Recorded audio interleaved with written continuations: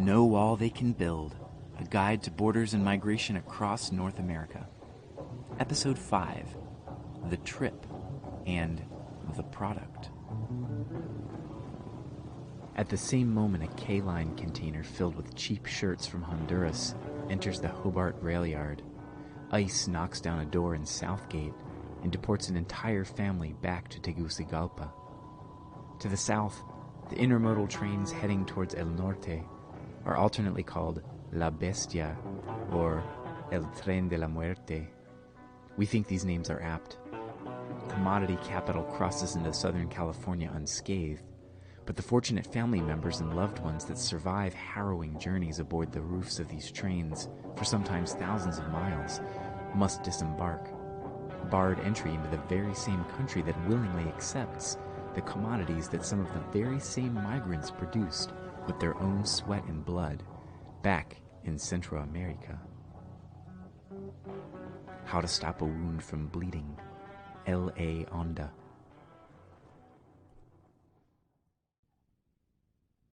The Trip. Based on my own experiences and my discussions with countless travelers, permit me to hazard a rough overview of the journey from south to north.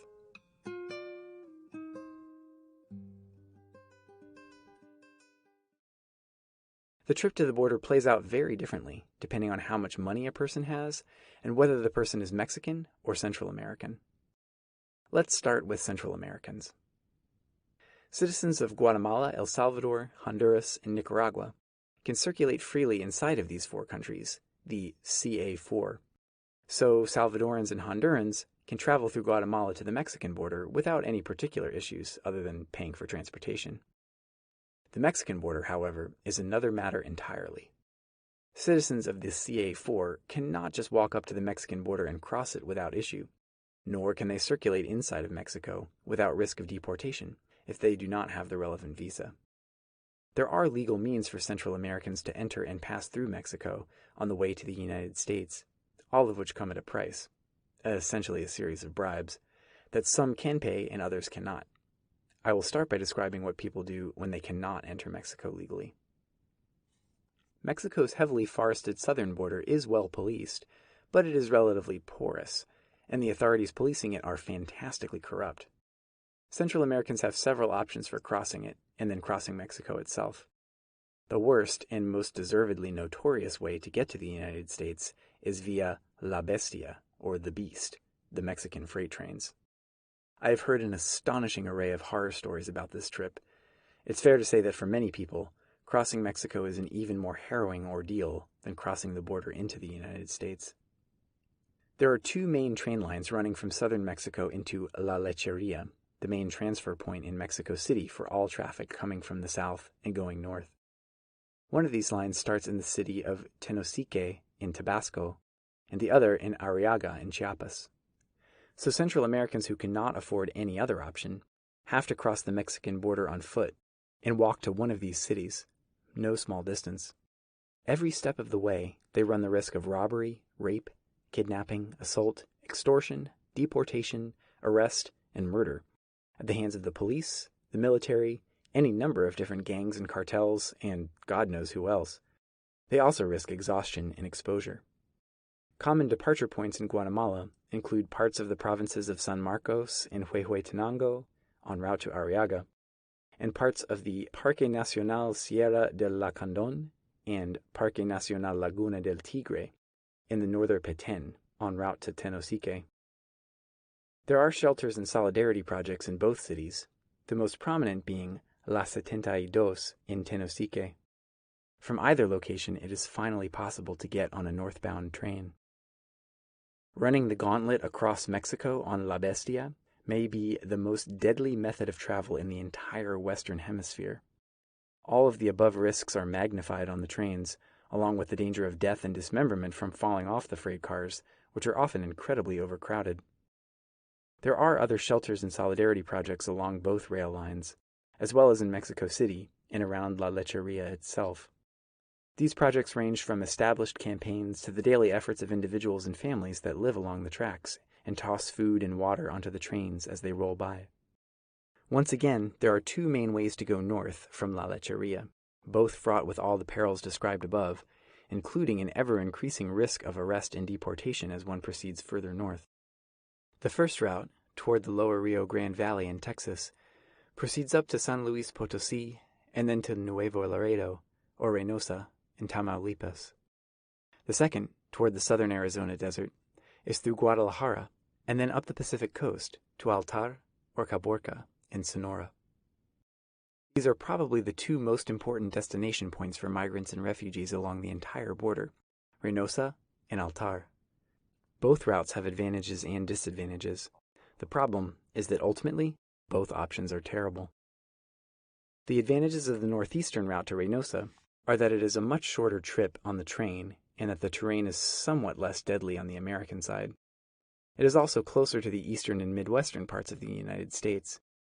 The disadvantage is that most of this territory is controlled by the Zetas cartel. This route is notorious for the first San Fernando massacre of 2010, in which the Zetas murdered 72 Central American migrants and refugees in the municipality of San Fernando, just south of Matamoros in Tamaulipas, and then the second San Fernando massacre of April 2011, in which the Zetas hijacked numerous passenger buses on Mexican Federal Highway 101 in the same small town, kidnapping, torturing, and murdering 193 people. In southern Arizona, we saw a surge in the numbers of Central Americans crossing the desert that lasted for about 2 years after the San Fernando massacres, as thousands of people understandably decided that the northeastern route wasn't worth the risk. The advantage of the northwestern route to Altar is that this territory is controlled lock, stock, and barrel by the Sinaloa cartel, who have a reputation for being more businesslike, if nothing else. It is also closer to the western parts of the United States. The disadvantages are that it is a much longer trip on the train, and it means crossing the border into the Sonoran Desert in southern Arizona, which has been swallowing people alive by the thousands.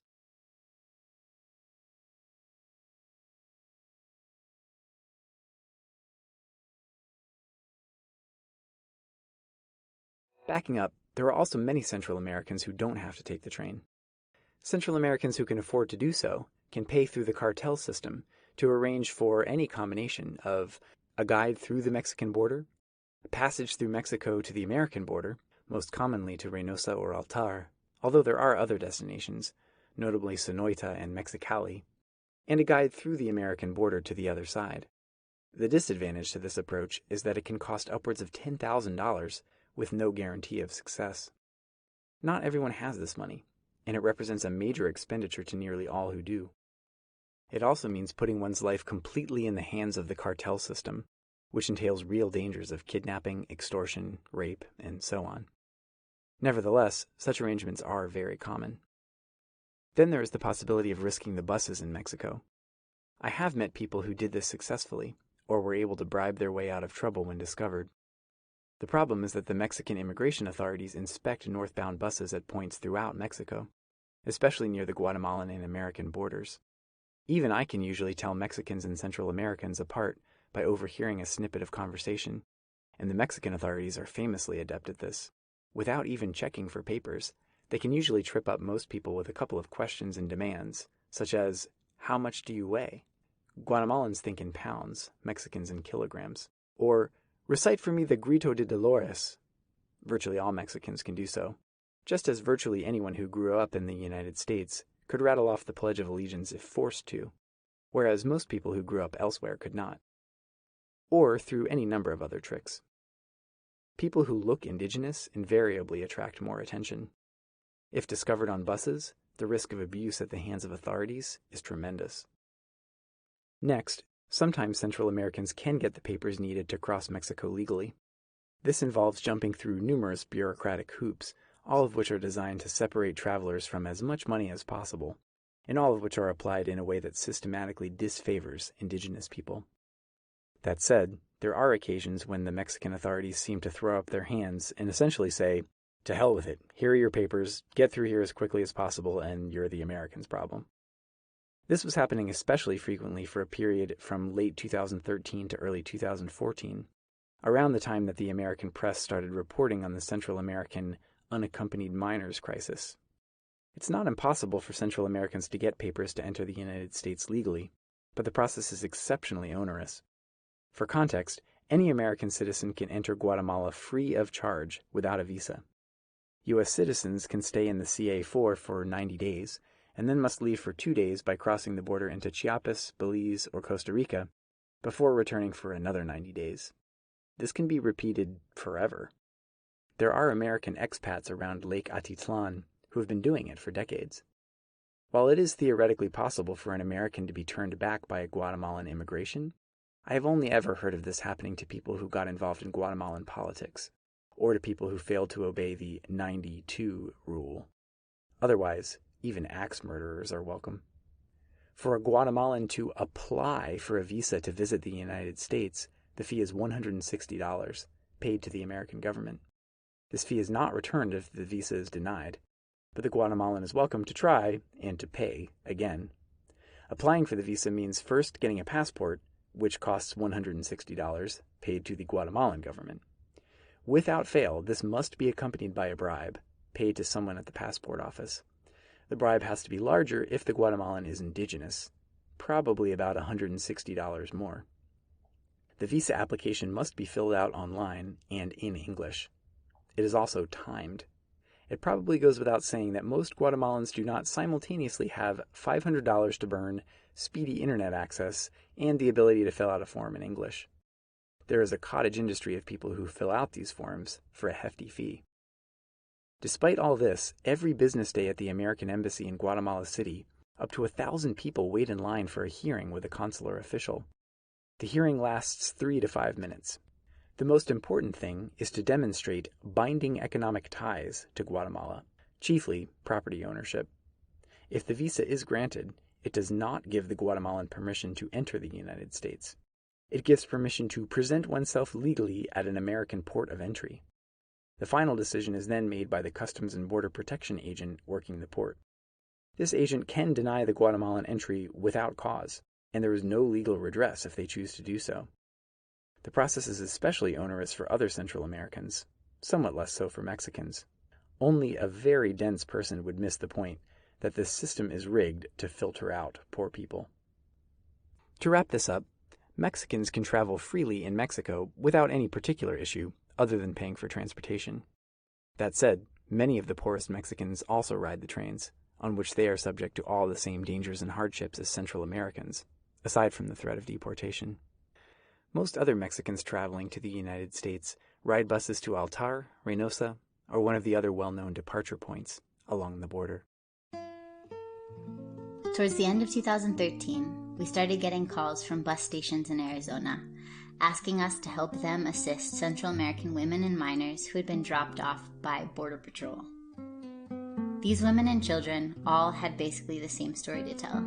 They had been apprehended in the desert, detained, processed, given notices to appear in immigration court some months ahead, driven to the bus station and told to be on their way. This was, quote-unquote, the unaccompanied minors crisis. This is not normal behavior on the part of Border Patrol by a long shot. For years, we had strongly condemned Border Patrol for their practice of depositing Central Americans directly across the border on the Mexican side. This sort of third-party delegation is illegal, and in the case of minors, constitutes child endangerment under American law. More importantly, it exposes people to extreme danger. As a humanitarian and an opponent of all borders on principle, I will say that this sudden change in U.S. Border Patrol policy was a step in the right direction, and even that it undoubtedly saved some lives. Needless to say, though, word got around about this, and large number of Central American minors started heading north, both with and without their mothers. Meanwhile, in Mexico in early 2014, I saw firsthand that the Mexican authorities on the Guatemalan border were issuing 7-day transmigration forms to Central Americans en masse, including to busloads of single men. This was not normal behavior on the part of these authorities either. When we started meeting many of these people in southern Arizona, it turned out that a great many of them were indigenous Mam speakers from the provinces of San Marcos and Huehuetenango in Guatemala, which are well known as areas of resource extraction. Then we started hearing different versions of a similar story. The cartels were trying to clear out parts of San Marcos and Huetenango along the Chiapas border in order to use the territory for drug smuggling, human trafficking, and mining. I can't empirically prove this, and I'm not sure which tail is wagging which dog, but based on a large amount of anecdotal evidence, I feel confident that something fairly scandalous was happening. If this is true, it had to involve a coordination of policy on some level by the American, Mexican, and Guatemalan governments, by the major cartels, and by various mining companies, most likely Canadian. The period ended later in 2014, after the quote-unquote crisis briefly became major news and the Border Patrol stopped releasing Central American minors and women with underage children. The Obama administration later deported many of the women and children who entered the country during this time, and the Trump administration will undoubtedly attempt to deport most of the rest. Was this widely publicized crisis the result of a sincere effort to manage the border more compassionately? Was it a cold-blooded displacement strategy that directly benefited corporate, governmental, and criminal elites of 4 countries? Or was it both at once? I have no way to be certain. My guess is a little of the former and a lot of the latter. I wish an actual investigative journalist had tried to pin down what was happening. In fact, no one in any sector of the press put these pieces together. Regardless, the episode illustrates one of my central themes. The regulation of human movement, according to place of birth, cannot be made just. Even well-intentioned attempts to enact humane border policies will have unforeseen and probably undesirable consequences.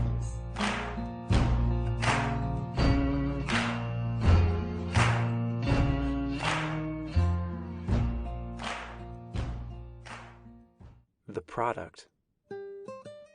It is not possible to understand what happens next in the process of crossing the border without a lengthy tangent on the subject of marijuana. Capital. One of the strongest arguments in favor of the legalization of street drugs in the United States is that it would take some of the oxygen out of the Mexican drug war. There are many other good arguments, but that's not my focus here. This much is true.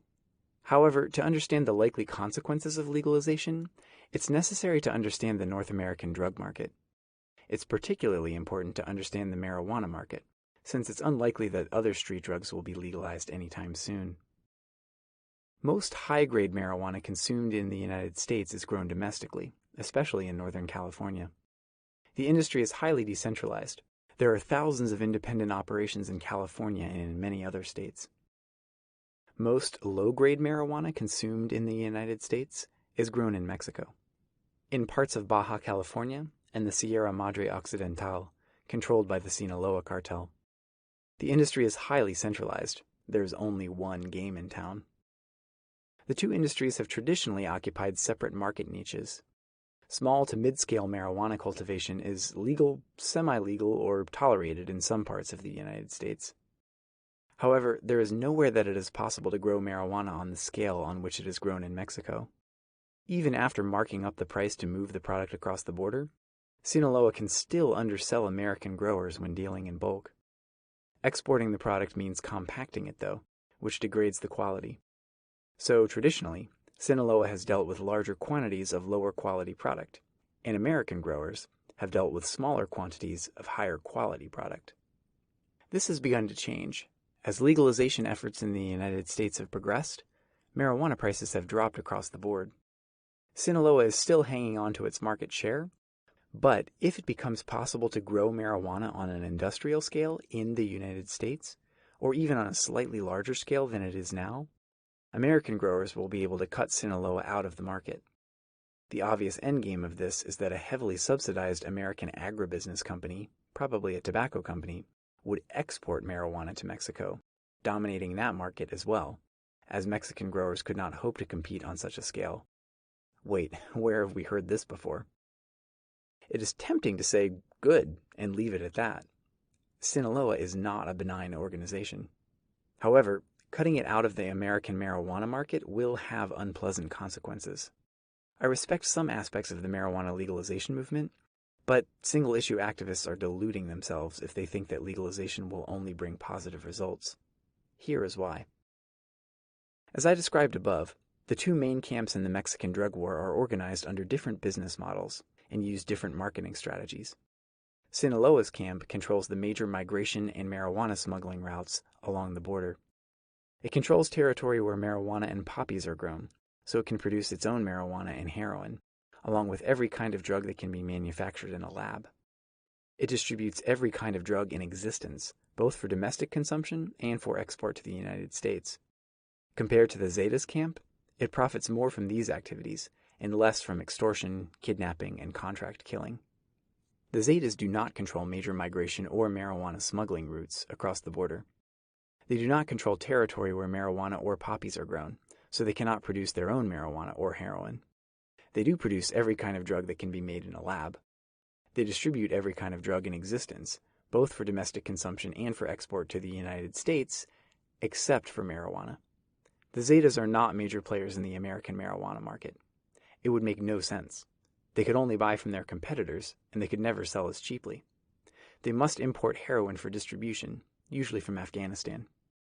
Compared to Sinaloa, they profit more from extortion, kidnapping, and murder for hire. Of all of these activities, the only one that necessitates upholding one end of a social contract is the cultivation of marijuana and poppies. To grow crops, Sinaloa must deal with the campesinos that work the fields. Sinaloa demands obedience, and in return, it promises to protect and care for its people. In this way, it is no different from any other government. Effectively, it is the government. In the territory that Sinaloa governs, it largely upholds its end of the bargain. Sinaloa has an interest in social stability.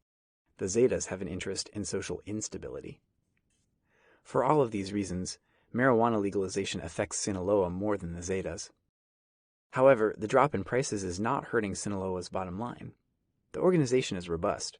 It has a diverse portfolio and various contingency plans. At the moment, it also has to uphold its end of the social contract. So, the drop in marijuana prices has led Sinaloa to shift production to poppies in the Sierra Madre Occidental. This led first to a drop in heroin prices in the United States, and then to a spike in demand, and then to a dramatic increase in heroin overdoses nationwide. This is the origin of the heroin epidemic that the American press began to report on in 2014. Even if the Mexican marijuana industry collapses completely, it will probably not cost Sinaloa 1 cent. Sinaloa will increase heroin production until there is no more room to grow poppies, or until the American market is so saturated that it can absorb no more production. Given the nature of heroin, this might be hard to do. If marijuana collapsed and heroin simultaneously reached saturation, then some part of Sinaloa's agrarian base would become expendable and would be abandoned. Sinaloa would then fall back on cocaine and lab drugs, but most likely there would eventually be some breakdown in distribution or logistics. Only after all of this happens would the legalization of marijuana actually begin to cost Sinaloa money. If Sinaloa starts to lose money, that distinctly favors the Zetas. This is not what most marijuana legalization activists are hoping for. At the moment, marijuana is a special case. An actual end to drug prohibition in the United States is not in the cards. However, social attitudes are changing, and it's worth speculating about what effects the end of prohibition would have in Mexico. An end to prohibition would spell trouble for all the cartels. Prices would drop, which would cause a spike in demand, which would call for more supply. Eventually, the market would be glutted to the point that profits would diminish, and the only solution would be to rely on an economy of scale to reduce costs. This has already happened with marijuana. Faced with diminishing profits, the cartels would not just ride off into the sunset. They would look for other sources of revenue, such as extortion, kidnapping, and contract killing. Failing all of this, if the cartels did go under, the lower-ranking members would be thrown out of work first. It would move up the food chain and affect the biggest fish last. The cartels are employers. Like it or not, they provide a source of income to many people. Simply putting them out of business would leave large numbers of people with no clear means of subsistence. To be precise, it would do that unless it was accompanied by a wider social transformation that enabled them to pursue another way of life. So what am I advocating? I'm not dismissing activists' efforts to decriminalize the use and sale of marijuana. It's a step in the right direction, and it has helped shift the grounds of the debate. But let there be no illusions. Marijuana legalization, minus an end to drug prohibition, will bring a new set of problems. And barring broader social change, the end of drug prohibition would bring another.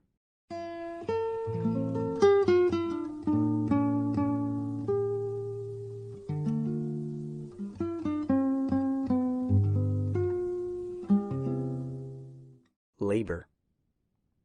Most hard drugs are smuggled into the United States in vehicles, through every official port of entry along the entire border. As often as not, this is accomplished with the assistance of corrupt Custom and Border Protection agents working the ports. All that the agent needs to know is what vehicle to look for so as to wave it through instead of stopping it, and the job is done. Much of the Mexican drug war boils down to conflict over who controls these ports of entry. Marijuana is different. Being cheap, bulky, and fragrant, it is mostly carried through the desert on foot. This is accomplished by groups of burros, donkeys, who carry the 50-pound bales of highly compacted marijuana on their backs. This is not an easy task. The desert consumes these people just as readily as migrants and refugees, and to the mafias that employ them, they are indeed as expendable as donkeys. There are two basic kinds of marijuana smugglers. The first, mostly from northern Sonora, are those who do it for a living. They might start working when they are barely teenagers, and some of them know the desert better than any Border Patrol agent, even better than I do. They are paid about as well as public school teachers in the United States, which is to say much better than employees in any other line of work available to most young men from northern Sonora. It's a job. The second, mostly from Central America, are those who do it one time. These people are in fact migrants or refugees. Instead of paying the mafia thousands of dollars to get into the United States, they pay for their passage by carrying a bale. The bale might be worth $100,000. The burro takes all the risk and gets paid nothing. But for Central Americans with little or no money, it's the best deal in town. Sometimes this risk is not freely chosen either. It's not unheard of for travelers, usually Central American, to be kidnapped at the border and press-ganged into service. Those who transport marijuana for a living can often be found in groups with those who are doing it just once. It's common for a group to consist of 6 to 8 Hondurans who carry the weight and 1 or 2 Sonorans to lead the way. When spoken to like human beings, these people tend to be as quick as anyone else to tell their side of the story. It often sounds a lot like this. Border Patrol apprehends a group. One of 3 things happen. Sometimes they confiscate the marijuana, then detain and prosecute the group for drug smuggling. There are Border Patrol agents who are not in on the game. Besides, it wouldn't look right if no marijuana ever showed up in court. Other times, they confiscate the marijuana, then detain and deport the group as migrants. In this case, the marijuana never shows up in court. Is the burro going to say anything to the judge? No. And still other times, they confiscate the marijuana and just leave the group in the desert to walk back to Mexico. I've heard this all over and over again. Multiple unconnected people are not making up the same story. What could be happening? Onto whom could these agents be unloading all of this marijuana? Who can possibly deal with 500 pounds at once? There is only one answer. Sinaloa. Burros and their loads are traded as favors, passed around in complex horse trading between law enforcement and organized crime. The mafia understands that agents on the take have to keep up appearances, and that a percentage of the product will be lost. Agents on the take understand that the mafia has to move enough product to keep the wheels turning, and that it's not in anyone's interest to actually shut the sector down.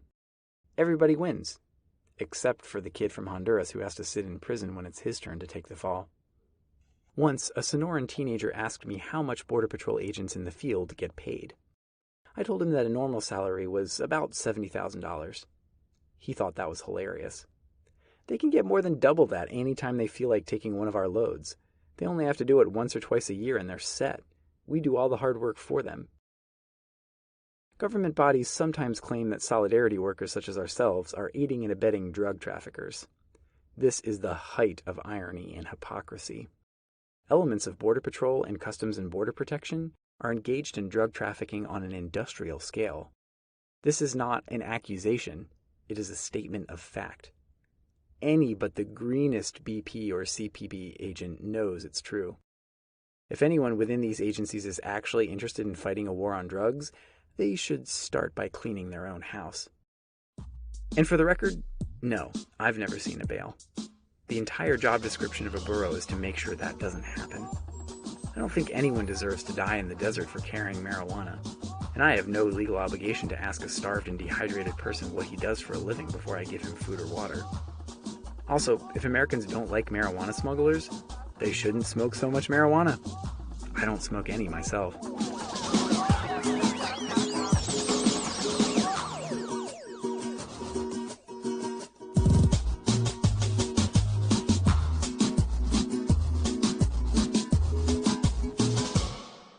You've just listened to episode 5 of No Wall They Can Build, a guide to borders and migration across North America, published by the CrimeThink Ex-Workers Collective.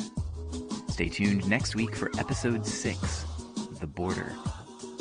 This audiobook is a production of the Ex-Worker Podcast Collective. You can check us out at crimethink.com/podcast. To order a print copy of the book, read a free PDF version online, check out the poster that accompanies the book, or to learn more about the anarchist struggle for a world without borders, visit crimethink.com/borders. To learn more about No More Deaths and solidarity work in the desert along the U.S.-Mexico border, visit nomoredeaths.org.